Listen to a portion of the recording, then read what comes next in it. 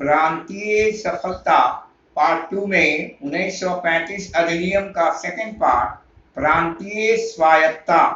1935 के अधिनियम की एक प्रमुख विशेषता प्रांतीय सफलता, प्रांतों में स्वायत्तता प्रदान करना, यह भी इसका विशेष कारण था। 1919 अधिनियम के तहत प्रांतों में द्वैध शासन के द्वारा अपनाई जो नीति थी उसको समाप्त कर दिया गया, प्रांतों को विशेष अधिकार दिया गया और नवीन संवैधानिक अधिकार 1935 एक्ट में लाया गया और इसका कार्यभार मंत्री और गवर्नर के ऊपर था।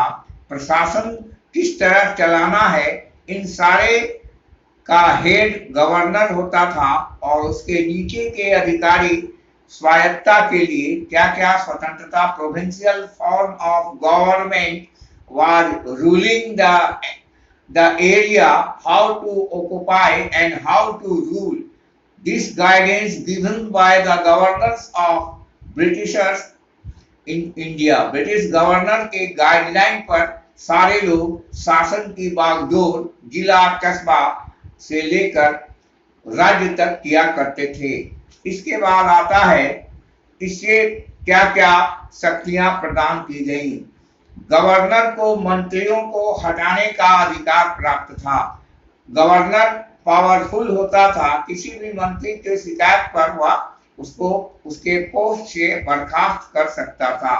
गवर्नर व्यक्तिगत निर्णय के लिए स्वतंत्र मंत्रियों के परामर्श इच्छा को ठुकरा कर गवर्नर निष्पादित ठुकरा सकता था। माने गवर्नर को कोई भी काम अगर अच्छा नहीं लगा उस राज्य के मंत्री के द्वारा तो उसको वह वापस कर सकता था। इसके अतिरिक्त परिस्थितियों में मामला का हस्तक्षेप करता था। गवर्नर जनरल उत्तरदायी शासन का अंत कर सकता था। गवर्नर अपने प्रांतों की आवश्यक दिशा निर्देश प्रदान कर सकता था। प्रदेशों का शासन का संपूर्ण का हेड गवर्नर होता था। इस प्रकार अधिनियम द्वारा प्रांतीय स्वायत्तता मात्र एक दिखावा था।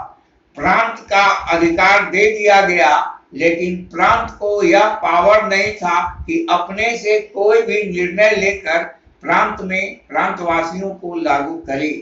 कोई भी निर्णय का अधिकार गवर्नर जनरल के हाथ में होता था। पांचवा, रक्षा कवच की व्यवस्था, अरेंजमेंट ऑफ सेफ गार्ड। 1935 अधिनियम के पारित होने करने से पूर्व अंग्रेजी सरकार सुरक्षा हेतु रक्षा कवच की व्यवस्था की। इस दृष्टि से हम अधिनियम के अंतर्गत इस प्रकार की व्यवस्था की घोषणा की जो कभी कार्यान्वित न हो सकी। उन्होंने बहुत ही चापलूसी से 1935 के अधिनियम को तैयार किया था कि इस तरह पूर्ण रूप से भारतीयों को अधिकार न दिया जाए।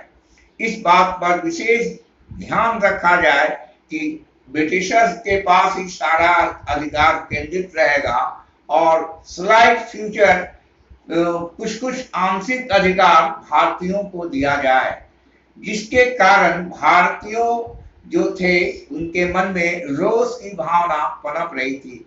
भारतीय मंत्री के ब्रिटिश संसद में अधिकार दिए गए, भारतीय भावनाओं को कुचल दिया गया। भारतीयों का अधिकार जो था नाम मात्र का था। उनके फीलिंग्स को, उनकी आइडियाज को, उनके डिमांड्स को कुचलने का पूर्ण रूप से ब्रिटिशर हमेशा प्रयास करते रहे।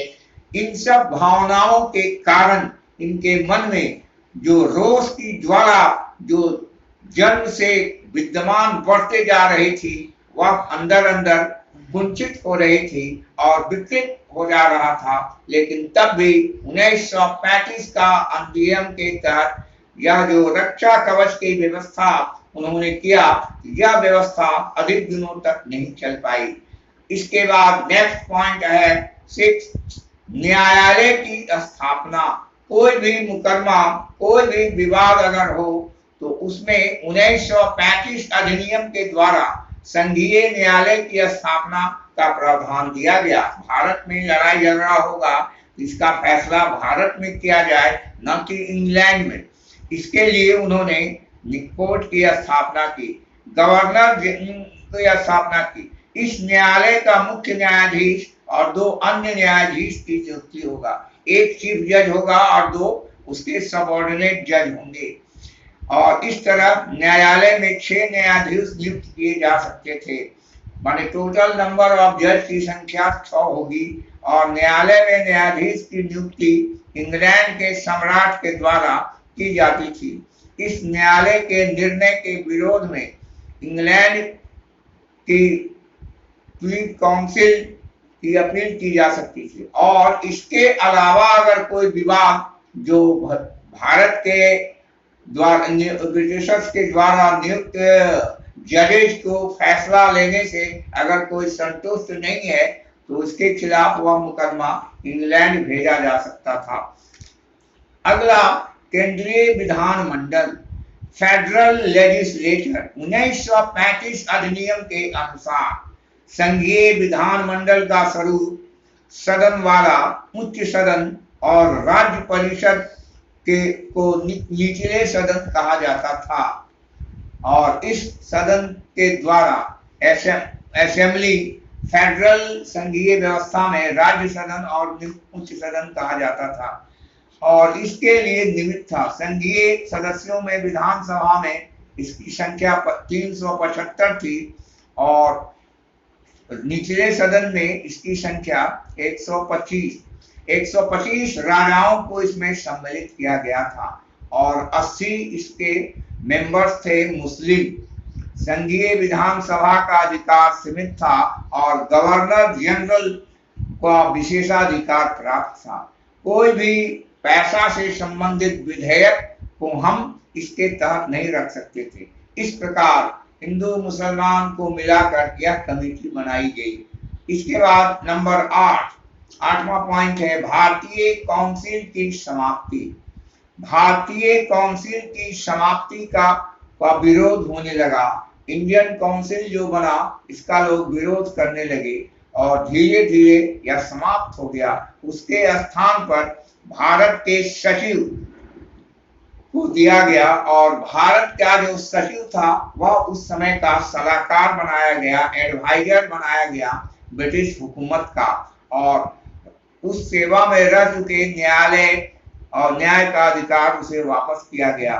तो ठीक उसी प्रकार भारत के सचिव को बनाया गया सलाहकार समिति। तो इसमें टोटल जो मेंबर थे वह 6 हुआ करते थे और आधे ऐसे होते थे जो कम से कम 10 वर्ष तक भारत में रह चुके हों, भारत सरकार में सेवा दे चुके हैं। आधा वैसे व्यक्ति को रखा जाता था। 6 में आधा 3 ऐसे व्यक्ति थे जो 10 वर्ष तक भारत में रहे हों और भारतीयों के शासन में सेवा दे चुके हों, उनको मेंबर रखा जाता था।